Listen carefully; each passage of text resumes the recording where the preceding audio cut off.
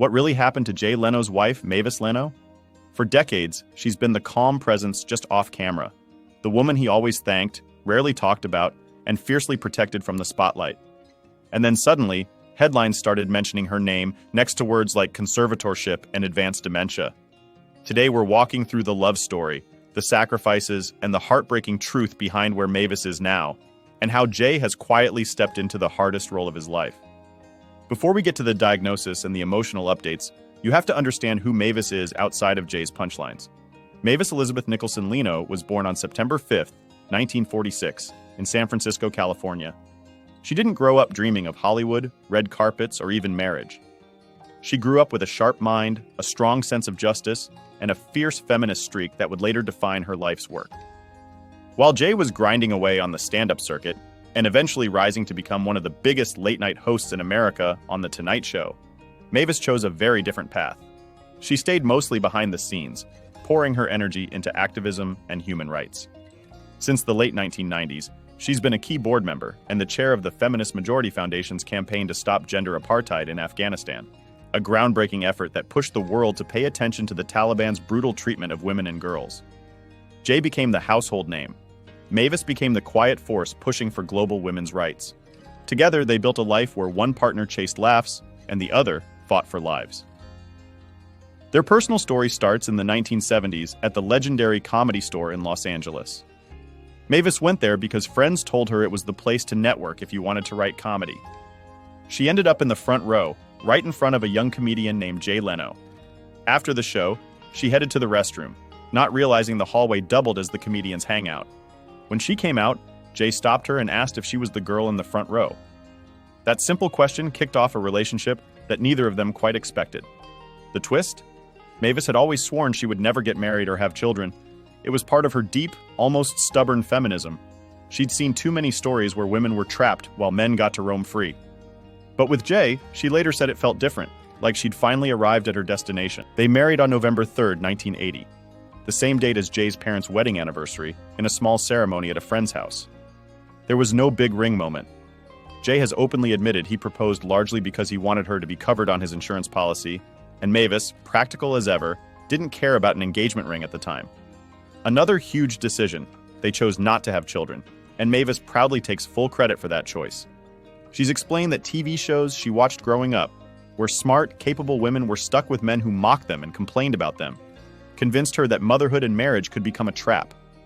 She was determined not to get caught, and Jay respected that. Life inside their marriage wasn't always smooth, especially when Jay took over The Tonight Show. Mavis has admitted those early years were difficult. Suddenly, everyone wanted something from Jay, and his time was swallowed up by the pressure of carrying one of the biggest shows on television. Her response was to become the one person who didn't ask him for anything, which gave him relief at home, but also created emotional distance. Eventually, they worked through it, and that rough patch ended up strengthening their bond rather than breaking it. While Jay collected cars and ratings, Mavis was busy trying to change the world.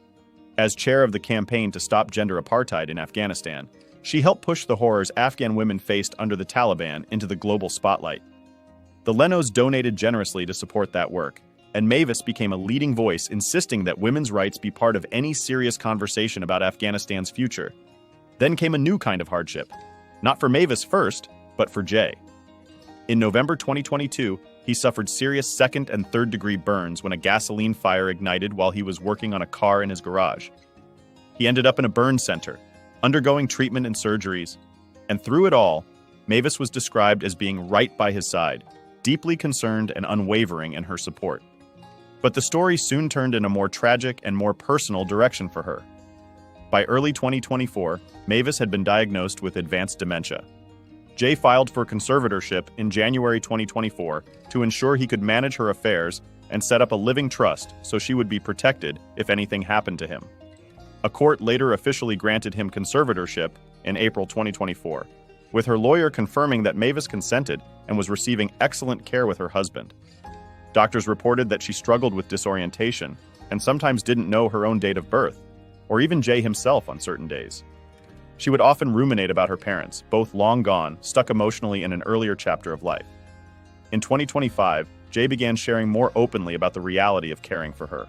In interviews, including his sit-downs with Today and People, he described one of the hardest parts. For several years, Mavis would repeatedly relearn that her mother had died, experiencing that grief like it was brand new all over again.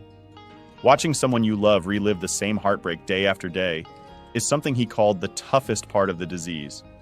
And yet, through all that, he insists he doesn't see it as a burden.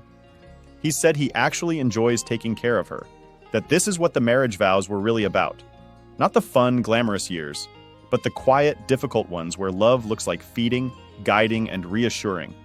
In one interview, he pointed out that she's not in physical pain and that she still seems comfortable, content, and most importantly, still herself in flashes, the same woman who will bristle at a sexist line in an old TV show and fire off a sharp comment. So where is Mavis Leno now, and what has really happened to her? Today, Mavis lives mostly out of the public eye, just as she always preferred. She is in her late 70s, living with advanced dementia, and under the legal and loving care of the man she once never planned to marry. Jay still performs, still works on cars, still cracks jokes, but he builds his life around getting back home to her. He's talked about simple routines, driving together, watching videos, sitting nearby while she reads or rests, and making her laugh whenever he can. The heartbreaking truth is that dementia has taken pieces of Mavis's memory and independence, but it hasn't erased the impact of the life she lived. The feminist firebrand who fought for Afghan women, the woman who reshaped one of America's most famous comedians, the partner who chose love on her own terms. And it hasn't erased the love story either. If anything, this chapter has made it more visible. A man who spent years making the world laugh, now measuring his days by one quiet question. Is she comfortable? Is she smiling? That's what's happened to Mavis Leno, a powerful activist, a fiercely independent woman, now walking through a devastating illness with the same tenacity she once promised to Afghan women, and with a husband who's decided that keeping his vows, in the hardest way possible, is what love is for the rest of their time together.